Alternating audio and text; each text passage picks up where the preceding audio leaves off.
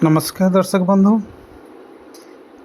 आज समय देखा जाउछि समाज रे प्राय समस्त घरे कलह मतांतर भेदभाव ये सब भावना अधिक मचुंट।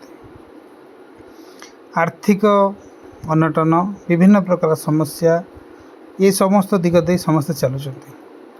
बहु जातक देखाई बहु आस्ट्रोलोजर पाखु जाइछन्ति तथापि कौन प्रकार समाधान मिले ना कि कौन समाधान सूत्र बाहर ना।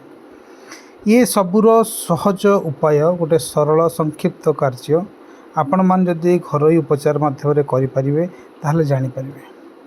प्रत्येक दिन आपण उठिला परे निज बापा माँकर पाद छुई प्रणाम करंतु। ओम सूर्याय नम, ओम चंद्राय नम। जदि आपणकर सूर्य चंद्र उभय ग्रह स्थिर हो गले ताहले जीवन में आपण घरे कौन प्रकार आर्थिक अनटन सहित कौन से मतांतर हेब ना, बहु परिलक्षित।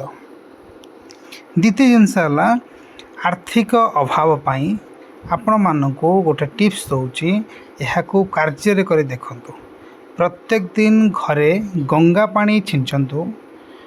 गोबर जदि पारुछंती लिपि पारिबे लिपंतु, नचेत गोबर पानी आपणकर घरर चारोटी कोण रे निहाती रूप से छिंचंतु। नेगेटिव ऊर्जा गुड़िक दूरी जीव। आपण लक्ष्य करंतु अग्निकोण रे जेमिति ठीक भाव रोषेई घर थी। जदि अग्निकोण रे आपणकर रोषेई घर नहीं तेबे प्रत्येक दिन संध्यारे गोटे दीपटीए जालंतु। यह अग्निकोण होइथिबा दरकार। आउ 135 डिग्री कंपास पके देखंतु। ठीक अछि, परिवर्तन देखंतु, आंसर और मतामत दियंतु। धन्यवाद।